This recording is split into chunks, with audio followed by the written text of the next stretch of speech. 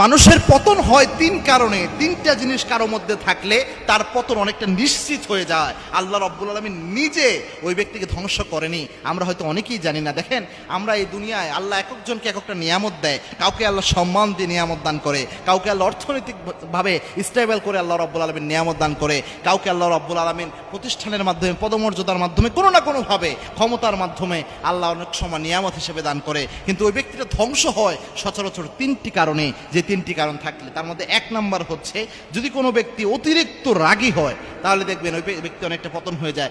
রাগ খুব মারাত্মক জিনিস প্রিয় ভাই, রাগ আসে শয়তানের পক্ষ থেকে। আপনি অতিরিক্ত রাগী, মনে রাখবেন অনেক ক্ষেত্রে আপনি ধ্বংস হয়ে যেতে পারেন। এবং কি এক সাহাবী একদিন আল্লাহর হাবিবের কাছে আসলেন, এসে বললেন, ইয়া রাসূলুল্লাহ আউসানি, আমাকে কিছু নসিহত করেন, আমাকে উপদেশ দেন। আল্লাহর হাবিব সাল্লাল্লাহু আলাইহি ওয়াসাল্লাম বললেন, লা তাগযাব, তুমি রাগ করো না।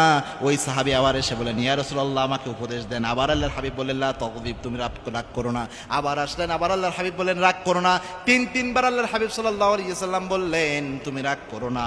কেননা রাগ মানুষকে শেষ করে দেয়। এজন্য কথায় আছে, রেগে গেলেন তো হেরে গেলেন। এজন্য কখনো রাগ করা যাবে না। দুই নাম্বার হচ্ছে অতিরিক্ত অহংকার। আপনার মধ্যে যদি অহংকার চলে আসে, এটা আপনার ধ্বংসের জন্য যথেষ্ট।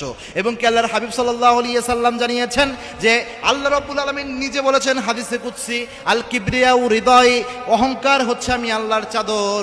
এই অহংকার নিয়ে যে টানাটানি করবে, আল্লাহ রাব্বুল আলামিন নিজে ওই ব্যক্তির ধ্বংস করে দেবেন। ওই জন্য অহংকার কখনো করবেন না, অহংকার আল্লাহর চাদর। তিন নাম্বার হচ্ছে, যদি কোনো ব্যক্তির এই স্বভাব থাকে যে তিনি অতিরিক্ত লোভী, তার লোভ কোনোভাবে সামলানো সম্ভব না, সে হারাম হালাল চিন্তা ভাবনা করে না, শুধু লোভ দুনিয়া কামানোর জন্য ব্যস্ত হয়ে যায়, সুদ ঘুষ যা আছে সব কামাই করে, কিন্তু কখনো চিন্তা করে না এগুলো আমাকে জাহান্নামে নিয়ে যাবে। এরকম লোভী